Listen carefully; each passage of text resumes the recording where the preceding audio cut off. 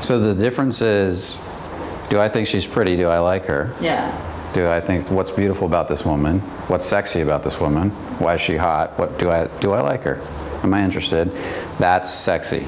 The other side is, does she like me? Oh my God, is she going to go home with me? How do I get her to like me? Yeah. Does she like me again? You know, these types of things. Do you hear the two polarizations on the two sets of thoughts? That polarization is huge. And it's a completely different attitude. It creates it's an indifference to outcome. Do I like you? What's beautiful about you? What do I like about you? Let me enjoy you for a minute and see what else I like about you.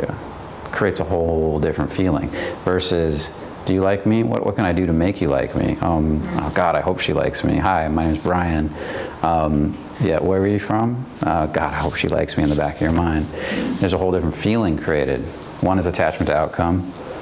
One is I am thinking of me first, which makes you more sexy, which is actually more giving than the other one. The saying, do you like me, is not giving at all. I'm putting all my emotional security on you and saying, like me back, otherwise I don't have any value. Yeah, I'm asking her to support me, take care of me, be my emotional blanket, whatever you want to call it, to be my self-esteem. The other way, I'm saying I'm my own self-esteem, and I give you the gift of liking you with no expectation of return. You know, if I like you, it's going to be real, and that's a real gift. And humans can feel the difference. Just when I did it to you, could you feel the difference between the two ways of thinking that I was going there? It has a huge impact on the person in front of you. This is why words don't really matter. Our subcommunication is so damn strong, it's ridiculous. We communicate so much non-verbally, it's absolutely ridiculous. And as you get better and better and better, like back in the early days when I learned this stuff, many years ago, people would go out and they would learn all these routines and lines and things to say, and they would work really hard. And yeah, they'd score here and there, and they'd get a little better at them. And then as they got better and better and better, eventually they just said, hi. Hi, what's your name? And they said, wow, this works now, and it didn't work before. Why? Because the polarity inside you reversed. The first time you said hi, it was always, hi, do you like me? What's your name? And later it becomes, hi, do I like you? What's your name? And that shift was everything. It changed everything. It changed the whole game. And so being in that tension is huge. Being able to sit in it and marinate in it and play in it and actually even enjoy the pauses. Not be scared of the pauses. Matter of fact, the pauses can be the best part. This is why it doesn't take much. If I can just sit in a pause and say hi, and just sit there and let her get nervous because I'm not saying anything, that's beautiful. If I can stay in the space of, do I like you? Hi. And just let her be nervous about it. Because again, I'm creating tension. Now, if you'll see the person who plays with tension a lot, and we'll come back, we'll get into this tomorrow, but you'll see the person who plays with tension a lot, but he's not playing with tension with her.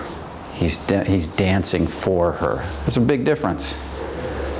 I might be creating tension, doing tension, I could be saying, hey, you look like trouble. Oh my God, you look like trouble. What's your name? And my energy's going here, here, here, here, but never here. And so we don't have a conversation together. I'm more of an entertainment for her. And she might laugh all night with me. But if I say, hey, you look like trouble, now I'm challenging her, creating tension with her. And that's a whole different energy. Are you trouble? And now the game starts. Do you see the difference there? The other way, that's where the term dancing monkey came from. Because the dancing monkey doesn't really want to get to the tension. He's dancing around it. He's creating tension just with himself. And the girls giggle and laugh and giggle and laugh and giggle and laugh. And he thinks he's doing great. But at the end of the night, he doesn't get anywhere. And that's because he's not here. Hi. And this is why people who have a really good tension game with their eyes can do really well just with eye contact. Just walking around and just letting that sit and marinate and seeing how that feels. And people connect. And so it was awesome that night. That girl came over and kissed you from your eye contact. Yeah, it looked great. So this is what we mean by open in it. So if I create a lot of tension but then I don't relax, that might be scary. It might work with some girls, but not others. So the opening in it is that sense of relaxation in your body. Okay. The next piece is, as I kind of talked about it earlier, is we're going to go on practice. It's practice versus meeting women. And I talked a little bit about this earlier, but there's this time to practice, to go out and practice indifference, practice being proactive, practice playing with tension, and not give a fuck if you meet a woman because you're practicing indifference. If one happens to show up, awesome. And later, as you get more indifferent, you can put in a more solid goal. So as I develop the ability to be indifferent to outcome, then I can say, I'm choosing taking a girl home tonight. I'm choosing meeting a hot girl tonight or getting phone numbers tonight. But if I really don't have any indifference in me at all and I set a really strong goal, I'll attach right to it like glue. And then what'll happen is they'll feel that neediness all over me. So developing this sense of indifference, practicing, like football players practice, right? Athletes practice. You know, you go out and you work on your... Like before I went snowboarding last week, I did all kinds of squats. I had to get my legs back in straight shape because I was so out of shape. And I did a lot of practice to get myself ready to go out there. And if I was ever going to compete, seriously, yeah, there'd be a lot of practice time for the competition.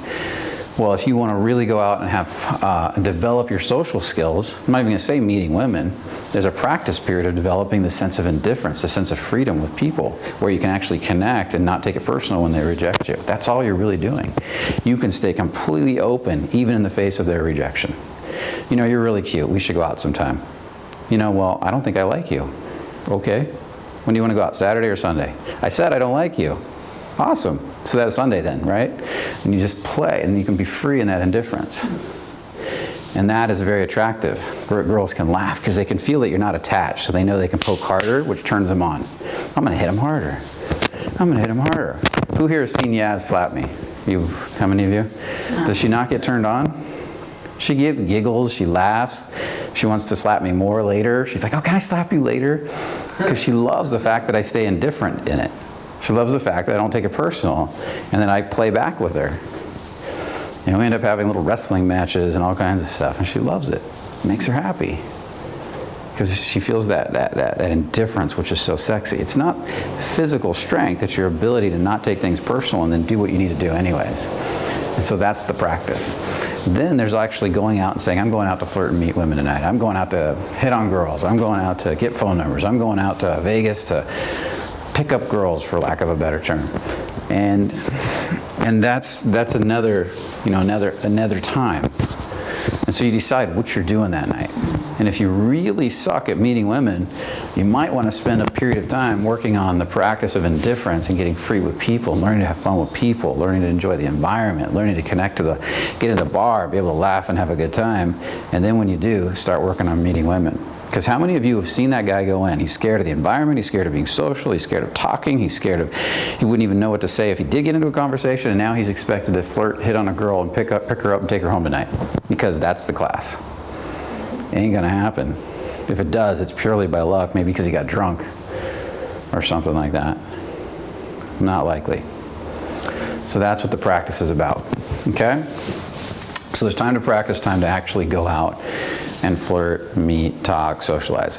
As you get more and more indifferent to outcome and proactive in the way you respond to life, unattached, the more you can move from practice to meeting.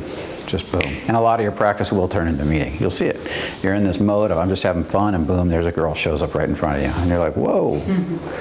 And sometimes when you're not used to this yet, because you're still working on this, she shows up in front of you, you're doing great all day, and then you realize 2 or 3 minutes into the conversation she likes you, all of a sudden everything goes to shit. I have a client recently, he's very good with women, but every time the women start to like him, he gets bad. They start to show interest. He's not doing it so much anymore. He's actually let it go. But they start to show interest, and he'd just start suddenly acting weird, breaking the tension, popping up, and they'd be like, where the fuck did this guy go? You know, literally, he's gone right in front of them. And he doesn't even know he does it. So we had to point it out to him. And we had to point out these girls actually liked you. They did? And now the other day, he's seeing it for the first time. Girls actually like me. And I'm like, yeah. They actually do. You actually do well. And then you step on your own feet when they actually like you. Because you don't like the lean in of tension coming back to you. You feel it, your nervous system immediately reacts.